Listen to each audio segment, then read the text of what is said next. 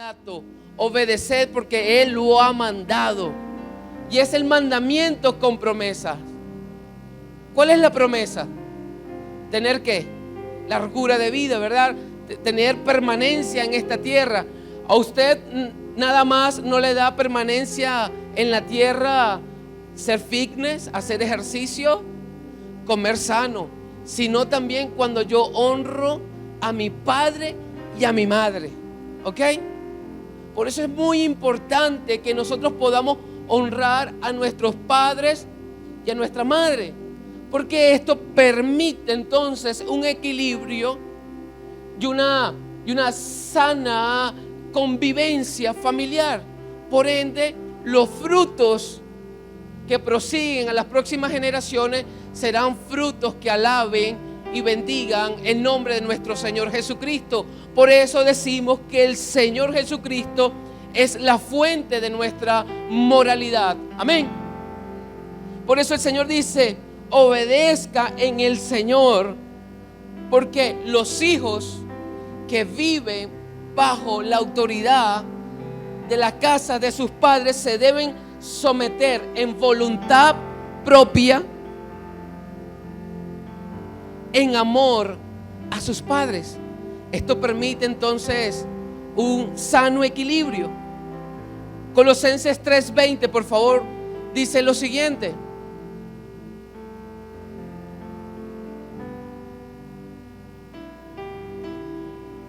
Colosenses 3:20. ¿Qué dice? Hijos, obedeced a vuestros padres. ¿En qué? En algunas cosas. ¿Qué dice? Porque esto agrada al Señor. Es importante que entonces nosotros podamos tener en cuenta este mandamiento y hacer un fiel cumplimiento de ello. Quizás hay padres o madres que de alguna manera han gobernado injustamente. Quizás no han sido el mejor ejemplo, pero el Señor dice: obedeced a vuestro Padre ¿en qué? En todo. Es decir, no es en algunas cosas, es en todo, porque esto es agradable al Señor. También yo quiero decirte que cuando nosotros cumplimos los dos mandamientos, que es amar a Dios sobre todas las cosas y amar al prójimo como a sí mismo, también estamos amando a nuestro Padre Celestial. Por eso el Señor se agrada de lo que Él mismo establece. Por eso es muy importante que nosotros podamos someter nuestra voluntad a la autoridad de nuestros padres por amor. ¿Cuántos dicen amén? Cuando nuestros padres nos amonestan, realmente no nos gusta, pero la disciplina trae beneficios, trae corrección, porque cuando un hijo no se corrige, va a ser un hijo necio, un hijo sin fundamento, un hijo sin principio, lo cual el mundo posiblemente lo rechazará. Pero cuando tenemos en cuenta el consejo del padre y de la madre, dice la Biblia que vamos a tener largura de años. Por eso debemos honrar a nuestros padres y a nuestras madres. Amén. Entonces, como base de la sociedad, es importante, porque Pablo lo asemeja, lo dice, lo asoma y le dice: miren, ya me toca despedirme de ustedes, pero por favor, la primera iglesia que ustedes tienen es la familia. Mantengan un sano equilibrio dentro de sus hogares, no dentro de un templo a vista de los demás. Eso es fácil, usted puede aparentar, pero la casa es la primera iglesia que nosotros debemos pastorear. Nosotros como padres debemos pastorear a nuestros hijos, instruirlo en verdad, instruirlo en justicia, para que les vaya bien y también a nosotros nos vaya bien. Amén. ¿Hay alguien aquí que pueda aplaudir a Dios?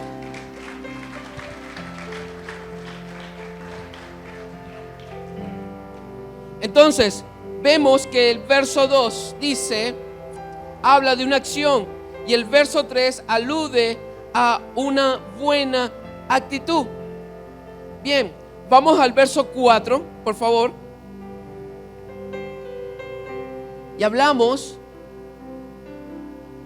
dice, de larga vida. Y vosotros, padres, no provoquéis a ira a vuestros hijos, sino criadlos en disciplina y amonestación del Señor. Es decir, Pablo está hablando en un contexto judío donde la mujer y los hijos son personas con poca, son considerados con poca, diríamos, beneficios.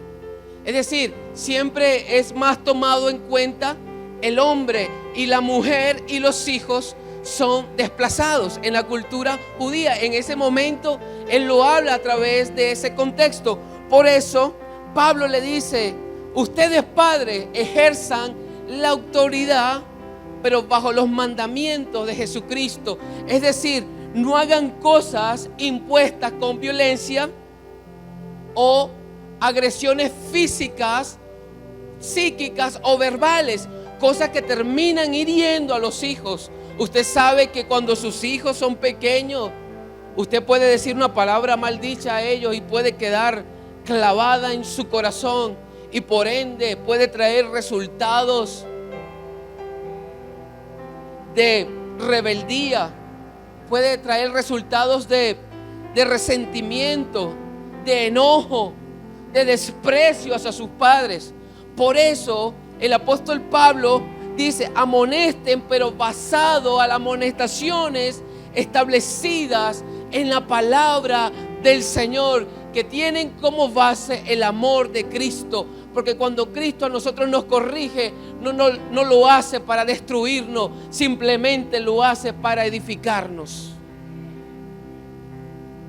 Porque este mundo es un mundo de maldad, un mundo que se inclina hacia los deseos de la carne, pero que su fin es fin de muerte. Se disfraza de nobleza, se disfraza de piedad, pero tiene un trasfondo de muerte. Pero cuando recibimos la instrucción correcta, fundamentada en la palabra del Señor, nos ayuda a estar firme y nos ayuda a crecer. ¿Cuántos dicen amén? Proverbios 13:14 dice lo siguiente: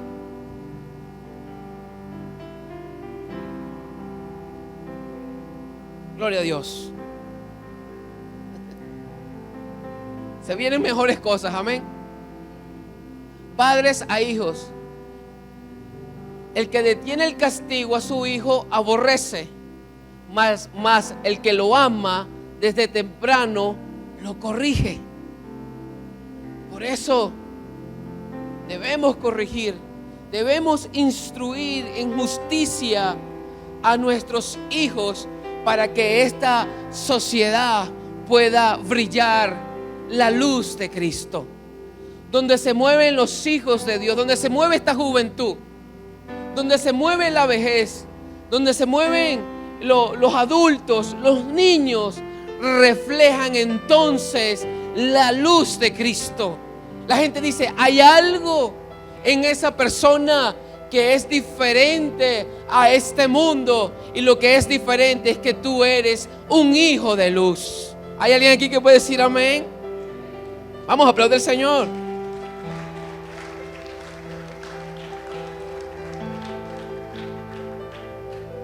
Bien, la segunda sesión habla entre amos y siervos. Fíjense cómo el apóstol Pablo le habla a los cristianos que están en Éfeso con la finalidad de que sean luz, no nada más en el templo, sino que sean luz en sus casas, pero también sean luz en el lugar donde laboran. Por eso es importante que nosotros podamos entender que como hijos de Dios, como hijos de luz, debemos actuar fielmente, dignamente. Habrán tentaciones, habrán ofertas engañosas, habrán cosas, hay anhelos dentro de tu corazón que para ti quizás parecen imposibles cumplirla. Y el enemigo se disfraza, dice la Biblia, como ángel de luz, y te puede presentar algunas ofertas tentativas. Pero tú, que tienes base en la Biblia, que su palabra es verdad, debemos permanecer en la luz. Y la Biblia dice que el que permanece en la palabra de Dios, este será próspero, y todo lo que emprenda llevará muchos frutos. Simplemente hay que esperar pacientemente en el amor del Señor. No nos podemos desesperar. La Biblia dice que la visión, aunque tardare, no va a dilatar, sino que va a tener su cumplimiento en un tiempo justo, en el momento necesario, en el momento que se necesite. Por eso debemos decir pacientemente: espero yo en Jehová. Porque cuando esperamos en Jehová, el Señor nos fortalece, nos llena de amor y nos llena de paciencia. ¿Cuántos dicen amén? Es difícil, pero no es imposible.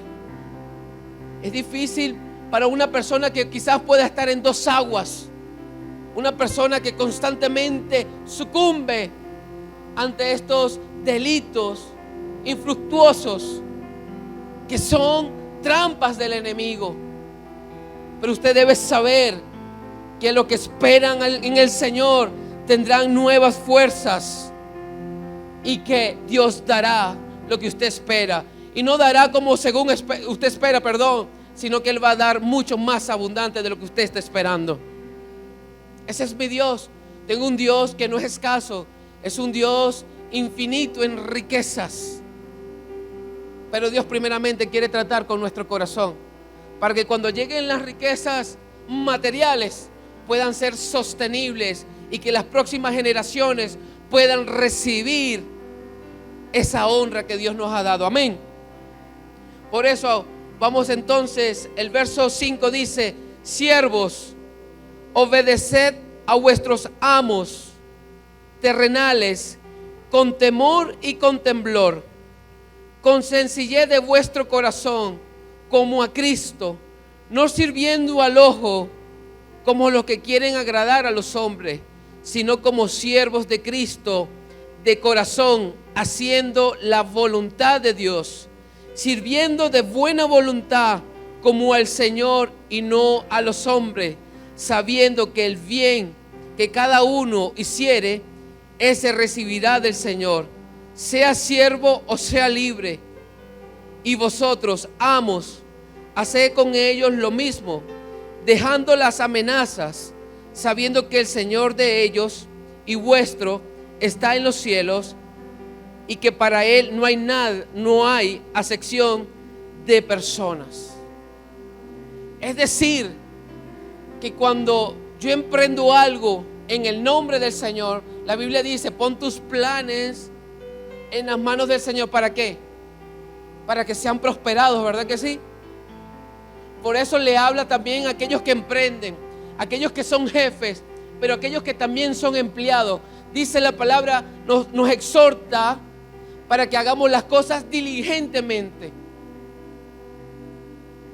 pero no lo hagamos para que nos vean, sino hazlo porque la palabra de Dios está sembrada en tu corazón. No lo hagas para aparentar delante de los demás.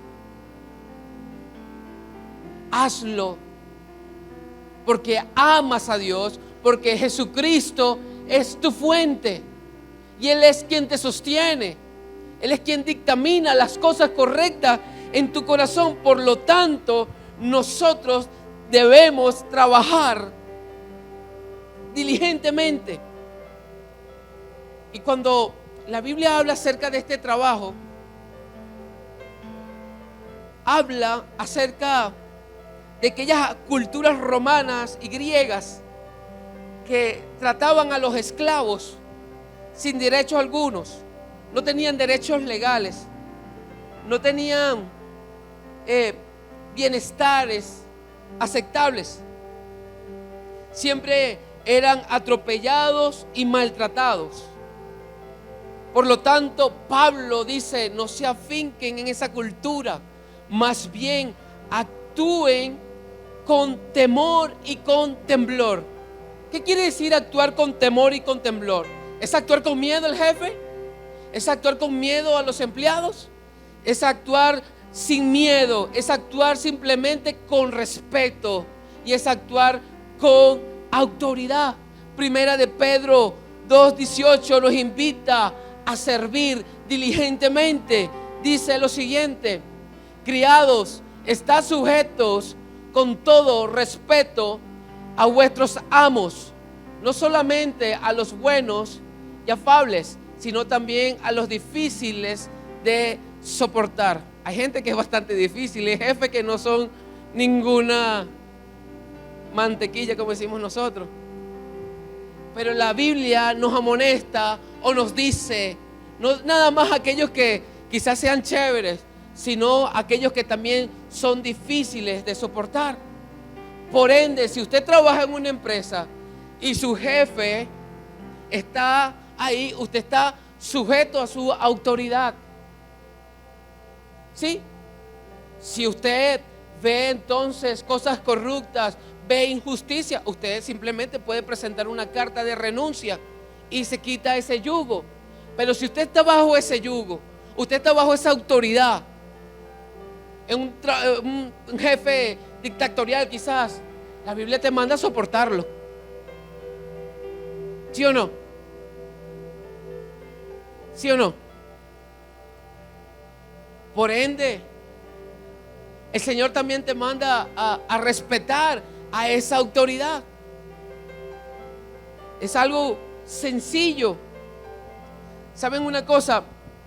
El Señor nos manda a nosotros a ser buen ejemplo donde quiera que nosotros vayamos. Y hay una historia de un doctor que fue a una etnia indígena en la Amazonas. Y este doctor llevaba consigo un sinnúmero de Nuevos Testamentos para poder evangelizar. Simplemente utilizaba su don para poder atender a estas personas.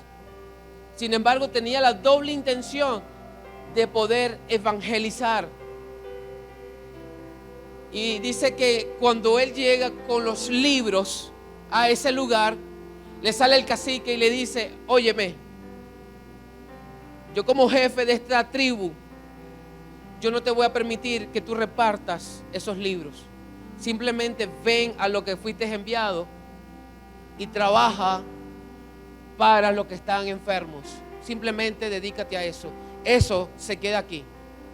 Y dice que tuvieron que devolver todos los libros porque el cacique dijo que no. Pero este hombre dice que cuando llegó en esa etnia, empezó a atender a todos los indígenas, a sus familiares, algunas complicaciones, empezó a sanar a algunos enfermos, empezó a ser diligente en todo lo que él hacía. Dice que pasado ese tiempo de 3 meses, 4 meses, este hombre le tocaba retornar. Y este hombre llega a la iglesia y llega un poco triste porque dice: bueno, pude ayudar a la gente físicamente, pero no le pude hablar acerca del evangelio de Jesucristo, porque también era uno de los principales objetivos, sembrar vida espiritual en cada uno de ellos. Simplemente serví diligentemente. Y el pastor le dijo: bien has hecho. Si ellos te dijeron eso, entonces hiciste bien, porque estaba bajo la autoridad de un jefe, bajo una jerarquía. Porque si él se atrevía a hablar del evangelio, o por lo menos él se enteraba de que alguien le había dicho acerca que él había evangelizado en ese lugar, este hombre lo iban a matar. Y dice que la iglesia hace un segundo intento, envía a otro doctor con otros libros. Y cuando llega el cacique, lo recibe con los brazos bien abiertos y le dices: bienvenidos, tú vienes de la iglesia tal. Y él le dice: sí, ahora sí yo voy a permitir que tú puedas evangelizar en este lugar. Y él le pregunta: ¿y por qué no le permitiste a mi compañero? Porque simplemente lo estaba probando. Y sencillamente veo que ese Dios que ustedes sirven es un Dios recto, es un Dios que se preocupa por los suyos en salud también. Y este testimonio que este hombre dio ante los ojos de esta comunidad, o ante los ojos de esta etnia indígena, y este cacique permitió entonces que este segundo doctor pudiese predicar las buenas nuevas de salvación.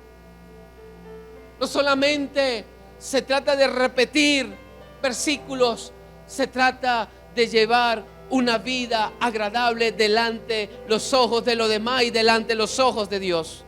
¿Sabe algo? Dios quiere complacerse de su creación. Dios dice que aquellos que caminan rectos delante de Él, Él se deleita en su creación. Ciertamente flaqueamos, pero nos volvemos a levantar. Sabemos que estamos en un mundo de tentaciones, pero tenemos un Dios de misericordia y tenemos un Dios de compasión que nos extiende la mano cuando nos caemos. ¿Cuántos dicen amén y le pueden aplaudir al Dios vivo?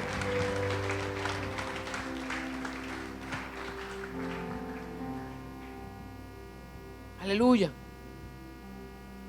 Por lo tanto, creo que Pablo da una revelación bastante interesante, porque hay gente que a veces se puede quejar de sus trabajos, pero tuya es la decisión. Si te sometes a esa autoridad, actúa diligentemente, sé luz, sé testimonio en ese lugar. Sabes, yo no me quiero poner como el más ejemplar, pero en una oportunidad trabajé en una tienda de computación y obviamente a mí siempre me ha gustado la computación. He estudiado computación y cuando llegué a ese lugar me recuerdo que empecé a ser muy diligente. Empecé a hacer cosas que no me tocaban hacer, pero sabían que la necesitaba el local. Y yo agradaba a quien era mi jefe. Y mi jefe estaba agradado de eso. Que decirte que si de pronto yo estaba esperando algún tipo de remuneración o un extra, no lo estaba esperando. Tampoco me lo dieron. Pero lo hacía porque sencillamente entiendo que soy hijo de luz. Y sabes, yo un momento dado me fui para Valencia en mi primer intento para conquistar a Mariana. No, mentira, me fui a estudiar. No, me fui a estudiar y en búsqueda de otro tipo de estudio. Y recuerdo que intenté esa carrera y no me gustó porque no había conseguido algo que definitivamente me conectara con mi pasión. Y recuerdo que al cabo de unos meses regresé a Valle de la Pascua y automáticamente ese jefe que ya tenía otro empleado, me dijo: Raúl, yo quiero que vuelvas a trabajar conmigo en la empresa, porque te necesito acá en la empresa. ¿Sabes? Eso es trabajar diligentemente. Cuando trabajas diligentemente, das buen testimonio, siempre las puertas las vas a tener abiertas. Vamos a aplaudir a Dios.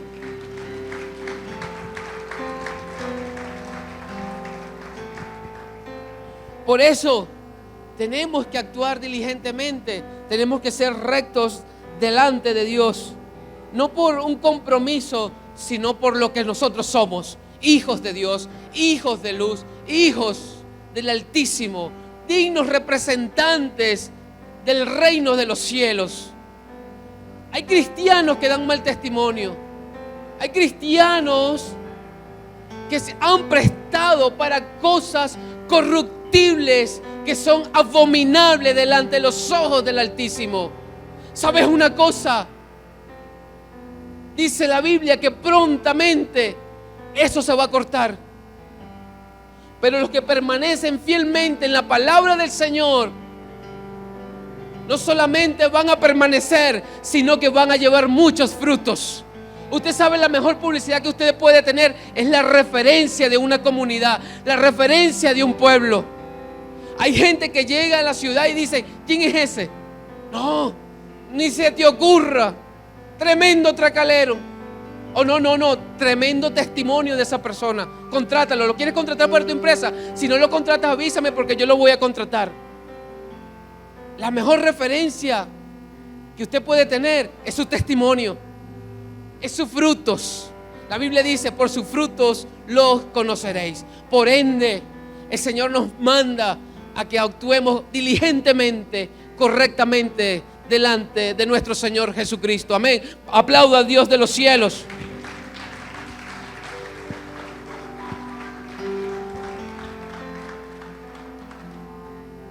Bien, la otra parte, número 3, habla acerca de la armadura de Dios.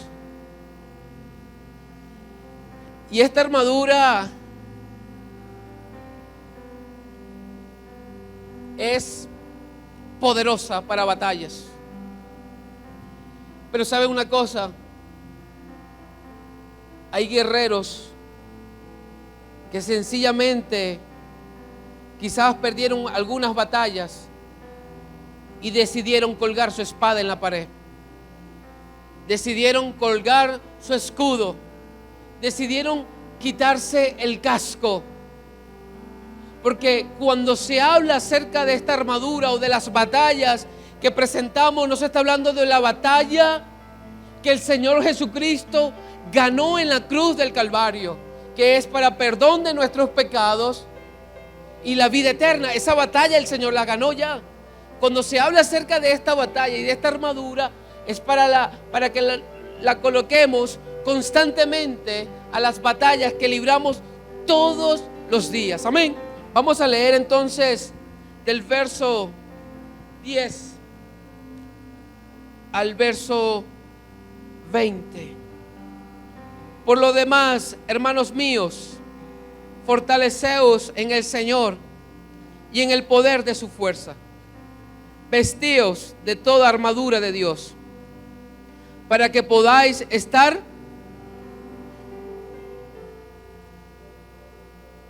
contra las acechanzas del diablo.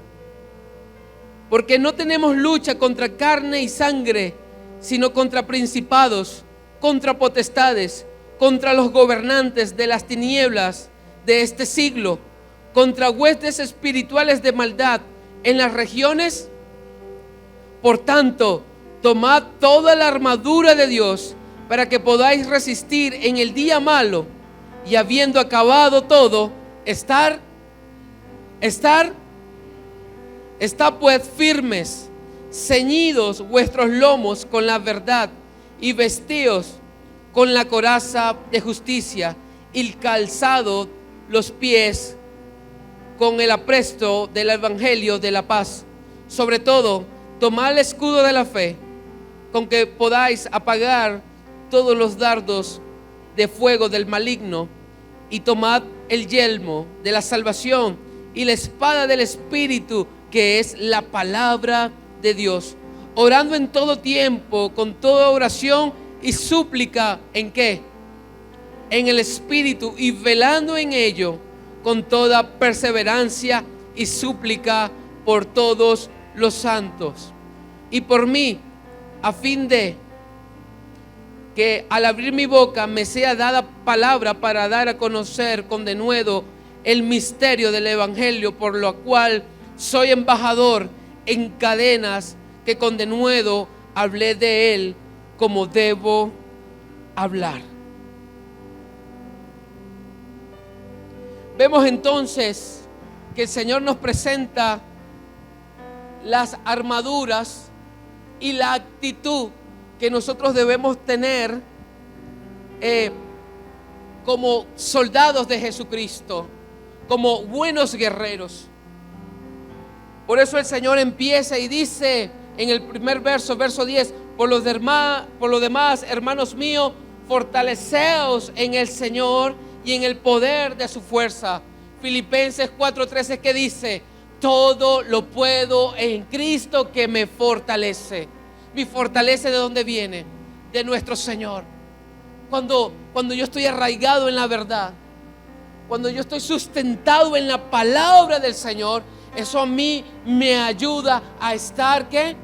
Firme, estar ¿qué? Fortalecido. Por lo tanto, la fortaleza tuya no puede estar en lo que tienes a la mano, no puede estar en las cuentas bancarias, no puede estar en lo que te rodea. Tu fortaleza tiene que estar ¿en qué? En el Señor. Porque cuando alguna de tus propiedades familiares, matrimoniales, económicas sean tentadas, tú puedas estar fortalecido, porque tu fortaleza es el Señor y no lo que tienes. Vamos a aplaudir a Dios con alegría.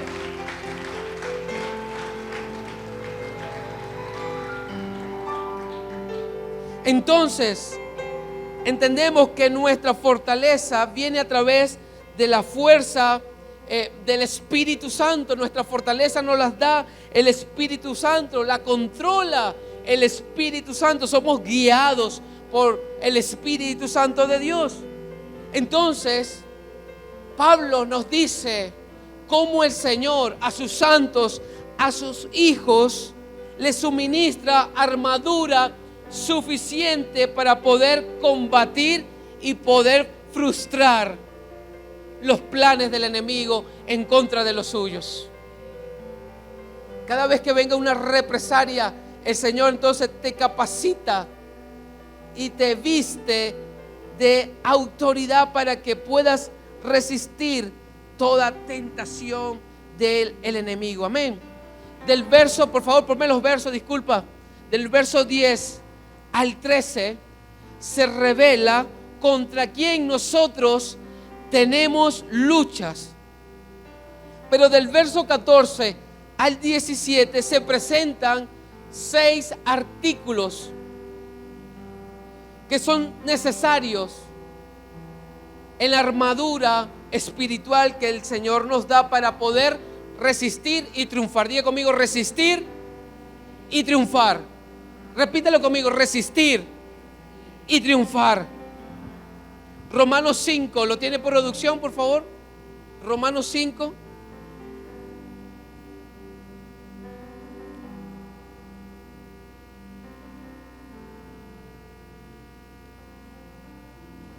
Dice, por el pecado de Adán, Dios declaró que todos merecemos morir. Pero gracias a Jesucristo, que murió por nosotros, Dios nos declara inocentes y nos da la vida eterna. O sea, que la desobediencia de uno solo hizo que muchos desobedecieran, pero por la obediencia de Jesús, Dios declaró inocente a muchos. La ley apareció para que el pecado se hiciera fuerte, pero si bien el pecado se hizo fuerte, el amor de Dios lo superó. Y si el pecado reinó sobre la muerte, el amor de Dios reinó sobre la vida. Por eso Dios nos ha declarado inocentes. Diga conmigo: soy inocente de todo juicio de muerte y de pecado. Diga: soy inocente de todo juicio de muerte y pecado. Y nos ha dado vida eterna por medio de nuestro Señor Jesucristo. Yo creo que eso merece un fuerte aplauso al que vive y al que reina.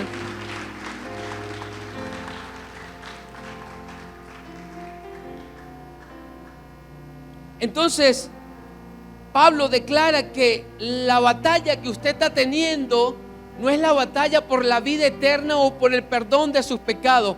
Pablo está diciendo: ustedes van a tener constantemente luchas, van a tener pruebas, van a tener tentaciones. Esas son las batallas que Pablo describe. Aquí nos describe que por gracia nosotros somos salvos. Esa batalla ya el Señor la ganó. Diga conmigo: el Señor ya la ganó y me hizo merecedor de eso. Por eso esa batalla no es la que describe Pablo en este verso, sino que habla de las batallas constantes que nosotros estamos teniendo, de esa injusticia que a veces intentan persuadirnos, por ese pecado que a veces intenta atacarnos constantemente. Pablo dice: prepárense, porque con regularidades enfrentarán este tipo de batallas. Por lo tanto, primeramente, fortalezcanse en el Señor. Diga conmigo: me tengo que fortalecer en el Señor. Y cuando Pablo dice: vestíos de esta armadura, es decir, que nosotros constantemente tenemos que estar vestidos. Tenemos que estar alertas. No nos podemos dormir. ¿Sabes qué es lo bonito de todo esto? Es que siempre le vamos a tener un pie adelante al enemigo.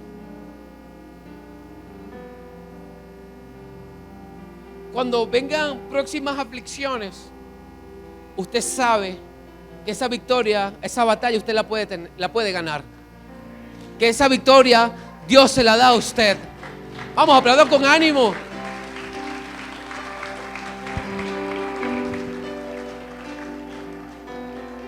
Entonces Pablo utiliza la analogía de la vestimenta de los soldados romanos. Dice: vístanse para que cuando se encuentren bajo ataque puedan resistir las acechanzas del enemigo, es decir, las maquinaciones, las astucias, los engaños, los tretas, los métodos satánicos que constantemente están atentando en contra de la vida de los cristianos. Porque usted sabe que este mundo tiene un príncipe, ¿verdad? Usted sabe que este mundo tiene un príncipe, y es el príncipe de maldad. Ezequiel lo describe como un querubín grande. Lo describe como él fue admirable, pero que de pronto salió lo que realmente había en su corazón. Desde entonces él gobierna las regiones celestes. Mira, no se engañen. Yo no estoy diciendo que usted viva con miedo. Por el contrario, fortalézcase en el Señor. Yo a usted le estoy diciendo que constantemente, cuando usted vea que una prueba, una aflicción toque su puerta, usted entre en posición de batalla. Y Dios a usted le ha dado la indumentaria.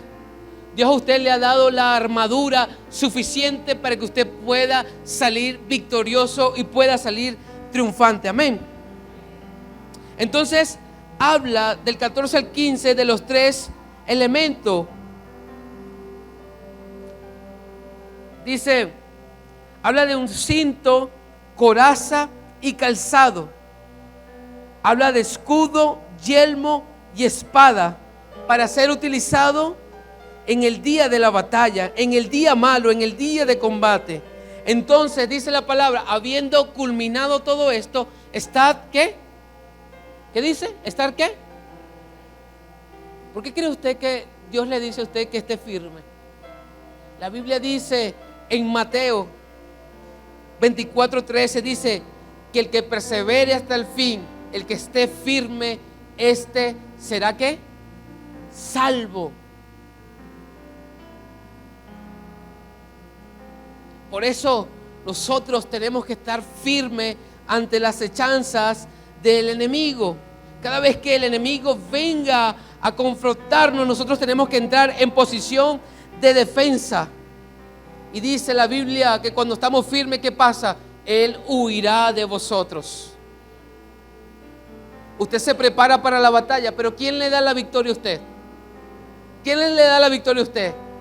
Dios le da a usted la victoria. Lo dice la palabra del Señor. ¿Ves que es importante conocer la palabra de Dios? ¿Por dónde viene la fe? Por el oír. ¿Y el oír qué? O sea, mi fe está sustentada en la palabra de Dios. Mi armadura, mis herramientas, mis armaduras tienen un sustento espiritual. Por ende, entonces yo tengo que hacer uso de eso. Amén. Entonces dice, ceñidos de verdad. Ponme la lámina donde describe la armadura de Dios. ¿La pueden poner acá?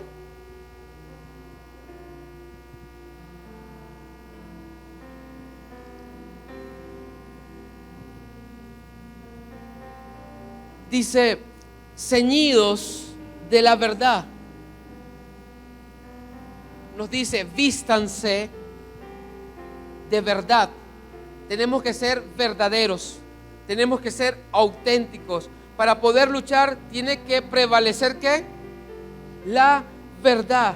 Es decir, sin hipocresía. Siempre la verdad por delante. Diga conmigo, siempre la verdad por delante. Eso entonces es estar ceñidos de verdad. ¿Quién es el padre de las mentiras? ¿Quién es el padre de las mentiras? Pero el padre de la verdad, ¿quién es? Dios. Por eso dice, cíñanse de toda verdad para que puedan triunfar. La coraza de justicia está compuesta por una superficie de cuero grueso, con pedazos de materiales, incluso con pedazos de algunas partes duras de animales, para que cuando estén en batalla, estos no puedan incrustar los costados o al corazón, o proteger a algún órgano que pueda dar vida. Por eso la Biblia dice, vístanse con la coraza de justicia. Cuando esta coraza de justicia no está sobre nosotros, sencillamente es falta de santidad.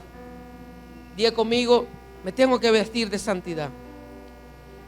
¿Sabes? Porque cuando dejamos de ser santos, somos entonces vulnerables ante el enemigo. Pero cuando practicamos la justicia de Dios, produce una coraza de justicia. Amén. Calzados con el apresto de el evangelio de ¿qué? De la paz.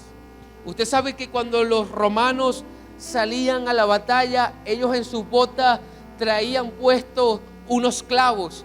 Esto le permitía a ellos estar firmes y poder pelear. No le permitía retroceder, sino que más bien los obligaba a mantener una buena posición y seguir peleando. Por eso la Biblia dice, pónganse el calzado con el apresto del evangelio de la paz. ¿Qué quiere decir eso? Usted sabe que la firmeza suya está en que entre el hombre y Dios hay paz. Es decir, que cuando yo entiendo que Dios tiene paz conmigo, yo tengo paz con Dios, eso a mí me fortalece y me da vida para poder avanzar y poder luchar. Es decir, sé que estoy bien delante de los ojos de Dios, por ende tengo solamente un enemigo. Y mi enemigo no es Dios, sino es Satanás, que el Señor lo reprenda. ¿Cuántos dicen amén? Por eso yo entiendo que cuando yo me pongo el calzado del evangelio de la paz, tengo un respaldo divino. Tengo alguien que me acompaña en medio de esas batallas. Y como creyente puedo yo entonces estar firme y pelear contra el enemigo. Aleluya. ¿Cuántos pueden aplaudir a Dios?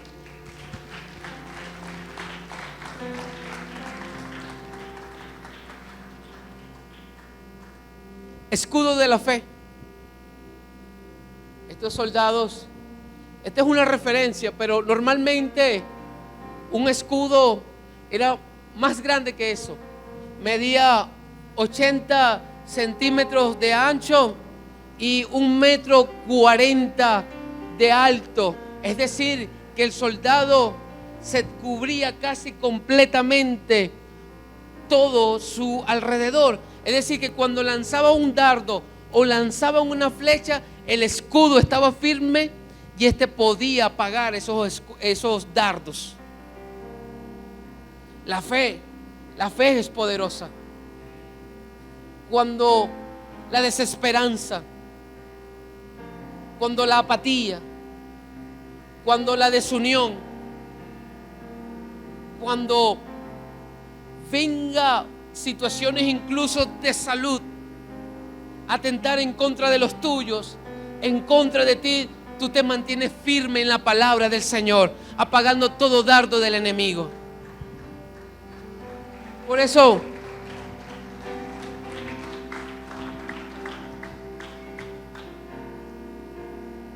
Salmo 18:30, ¿lo tienen?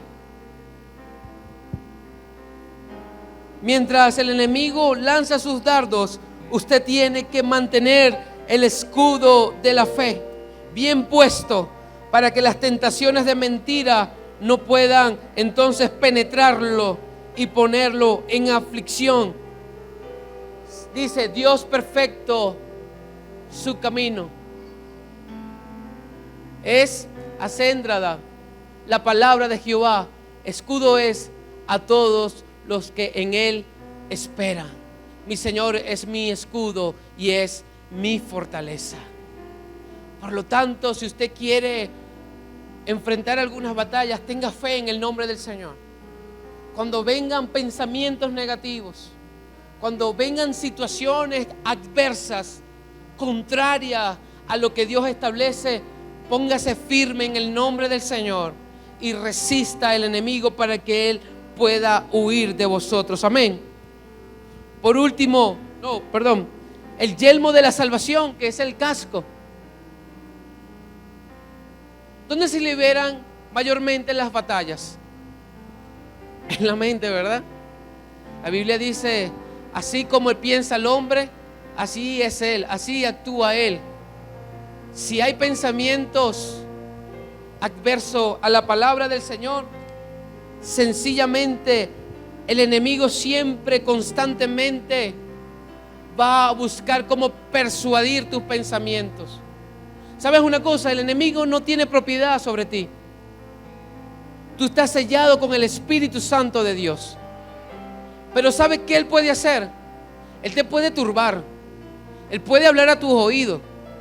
Él puede desorientarte. Él puede causar en ti confusión. Él puede incluso sacarte del propósito de Dios. Cuando yo presto mi oído a lo que no debo prestar, cuando presto mi oído a las mentiras del enemigo, pues sencillamente me desvío del propósito de Dios. Es como cuando tú estás en la playa y de pronto te das cuenta que estás muy lejos de la orilla. Así puede ser. Una mentira piadosa, pequeña, puede distanciarte de la verdad de Jesucristo. Por eso nosotros tenemos que tener constantemente puesto el yelmo de la salvación que atenta contra la verdad de Dios. No te está hablando acerca de tu salvación. Tu salvación está ganada. Tu salvación está ganada. Nadie te la puede quitar. Pero el enemigo te puede persuadir, te puede desviar. Por ende, el Señor te dice: colócate el yelmo de la salvación para que sepas que tu victoria está ganada y puedas vivir en obediencia al Señor. Y por último, la espada del Espíritu, que dice que es la más importante. La espada, ¿para qué sirve? Para la defensiva y para la ofensiva. Sirve para ambas cosas. Por ende, la palabra de Dios dice que es viva y es eficaz y penetra hasta lo más profundo. Quiero que te pongas de pie en esta noche.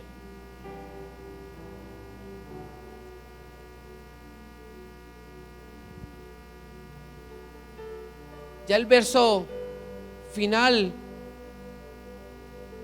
18, uno de los finales, dice: orando en todo tiempo, con toda oración y súplica en el Espíritu, y velando en ello con toda perseverancia y súplica por todos los santos. Número 1, el carácter de un creyente a través de la oración tiene que ser con oración y súplica, dice.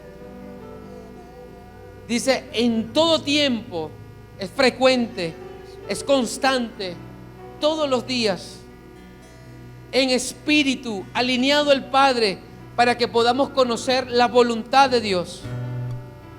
Y velando, es decir, perseverando en todo tiempo. No te duermas, porque al mínimo descuido el enemigo puede tomar ventaja.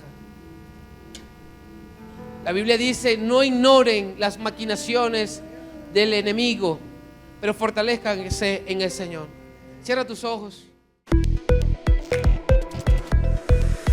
Somos CCI, forjadores de éxito.